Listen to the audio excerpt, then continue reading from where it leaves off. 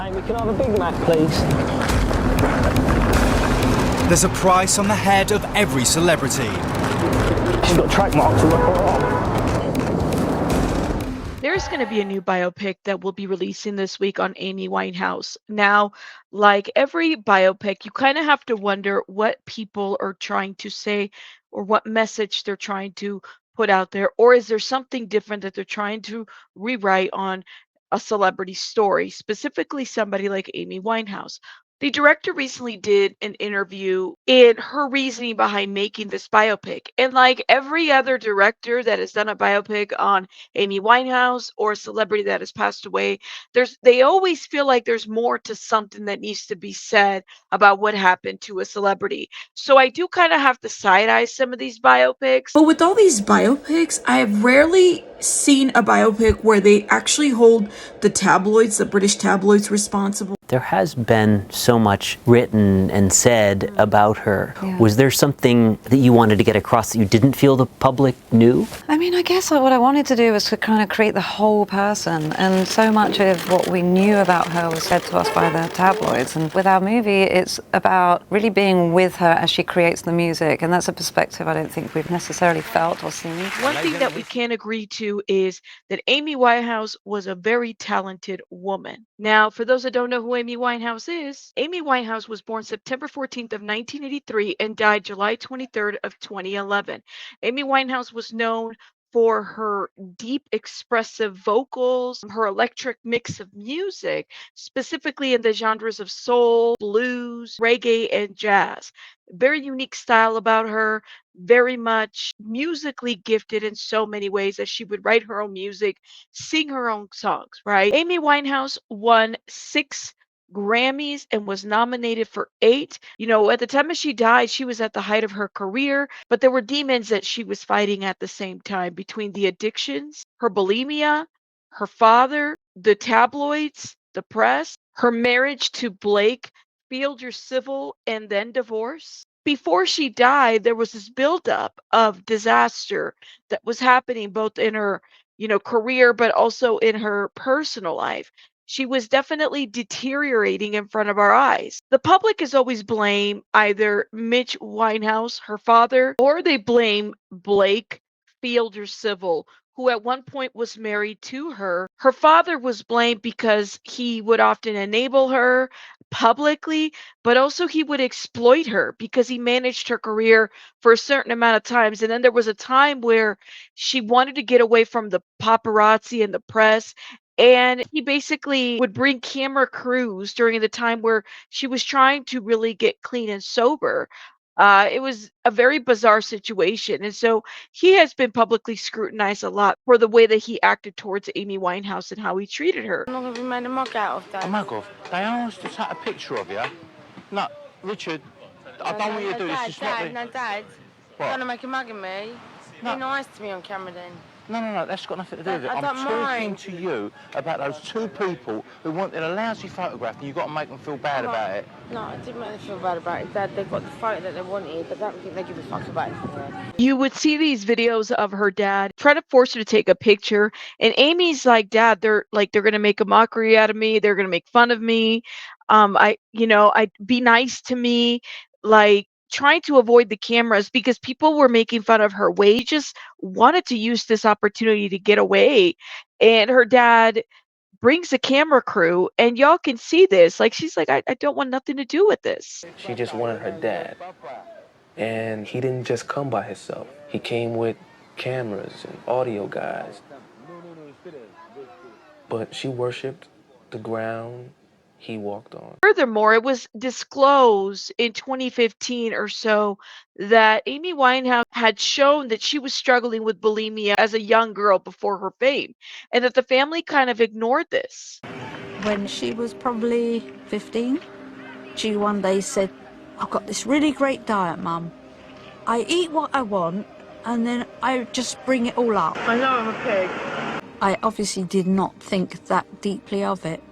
My feeling was it would pass. And then she told Mitchell about it. He also sort of pushed it aside, not taking it seriously. And then you have her then husband, who self-admittedly introduced her to some pretty hardcore drugs. However, he has talked about this and has tried to find redemption with his role in this. They were both in active addiction. He is trying to find some redemption and talk about this publicly as far as what responsibility he bears in the addiction and death of Amy Winehouse. What do you feel the mistakes were? Well, I mean, I was, as I said, I was a 20-something-year-old drug addict, so I had absolutely no idea how to make myself clean, let alone somebody else. What would you have done differently, Blake? Would it have been that moment? Almost everything, yeah. Yeah. I mean, like I said, before me and Amy did that together, I had tried it a few times. So I recognise in myself now, and this is part of being kinder to myself, I didn't know what I was doing.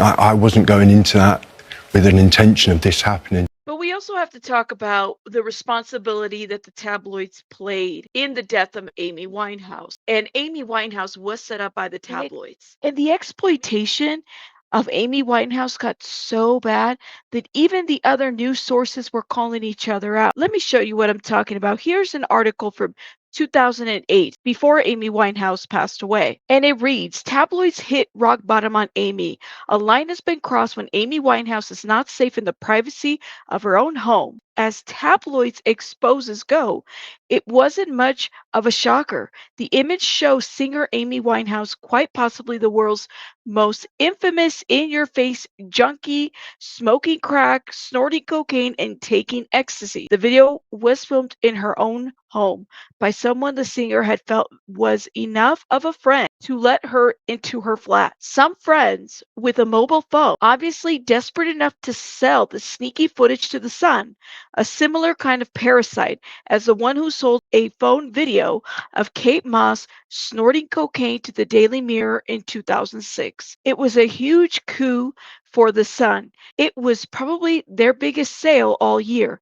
The video was viewed hundreds of thousands of times on the internet. The tabloids would make fun of her, point fingers at her, make fun of her weight, her looks. You had Jay Leno roasting her.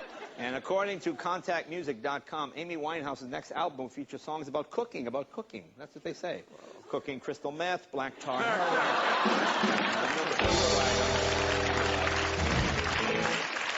People were just so horrible to this woman.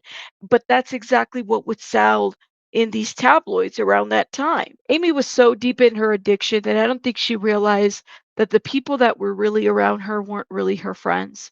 That they were setting her up to capture her in videos or in situations where they're able to use some of this footage and then sell it to tabloids at that time. I mean, back then, if you think about it, a lot of the new phones were just coming out with cameras on their phone.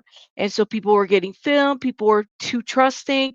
I honestly think Amy was very trusting. There was an infamous video that was released of what looked to be like Amy Winehouse smoking crack. She was inside of her home. At that time, she had the blonde hair. And you could see what looks to be Amy smoking, and there's a picture of what was the wedding picture of her and Blake. And when she's doing this on camera, I mean, she's very, very much comfortable, which this was around the time where people and celebrities were getting caught up with people's phone cameras. And so this specific video was sold. Then we found out who was actually setting her up around this time. There was a man by the name of Johnny Blogrove, who was, quote unquote, the drug dealers to the stars.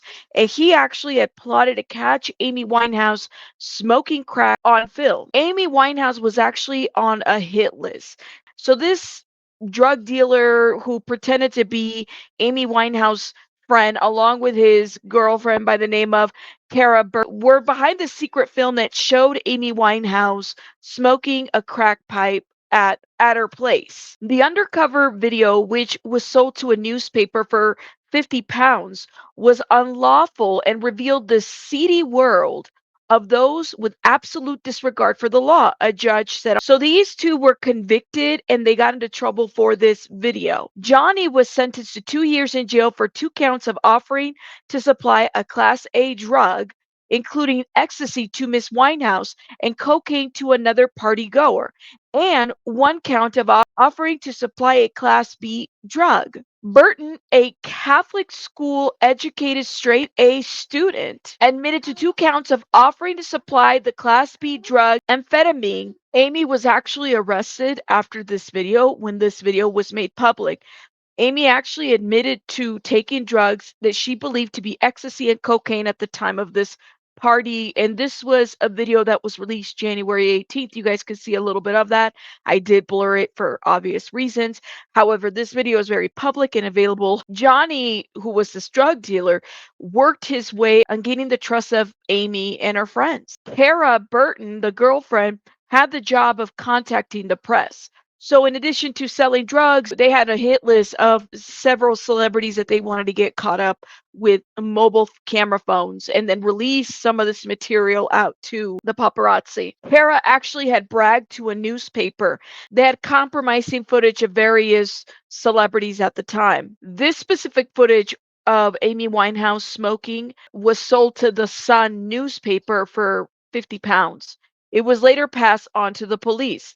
They had a list of targeted celebrities that they found at Johnny and Kara's home at the time. It was said that not only did they have the footage of Amy smoking crack through this pipe, there's also footage of her snorting substance from a card passed on by Johnny. The other footage even had Johnny allegedly high-fiving and congratulating himself in the mirror. So he was recording himself after he had recorded Amy, basically doing all this, congratulating himself for being able to get this footage and then having to sell it over to the Sun. When he met with the Sun, he initially demanded 100,000 pounds to 150 for the story. This is just an example of how Amy Winehouse couldn't trust anybody in the industry, couldn't have friends over, she just, she was so heavy in addiction that she wasn't careful enough to really realize that the people that were supposed to be in her corner to help her and protect her weren't really there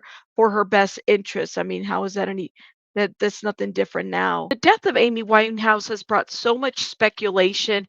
People have said that she was worth more dead than alive, which you could say that about a lot of celebrities, honestly. Amy Winehouse was found dead in her bed by her live-in bodyguard by the name of Andrew Morris. He had checked on her around 10 in the morning and thought that she was asleep until he checked on her again. She was lying in the same position, and then he realized that Amy Winehouse wasn't sleeping. There have been a lot of speculations about her autopsy report, but finally it was ruled that she died of alcohol poisoning or alcohol intoxication. Some people feel like, a lot of that seems very suspect. I'd like to know what you guys think in the comments about her death. What do you guys think about this new biopic that'll be coming out? Will you be watching it? Do you feel like these biopics just tend to rewrite things or put a different narrative out there about a celebrity? What I heard from this biopic is that it's very much friendlier to her father as far as his level of responsibility. And like I said, I have yet to see a biopic that really holds any of these tabloids responsible. And I definitely feel like the Sun and all these bigger tabloids should be held responsible to what the narrative that they're pushing on these people. Let me know your thoughts in the comments. I'll see you guys on the next one. Rabbits out. Bye, guys.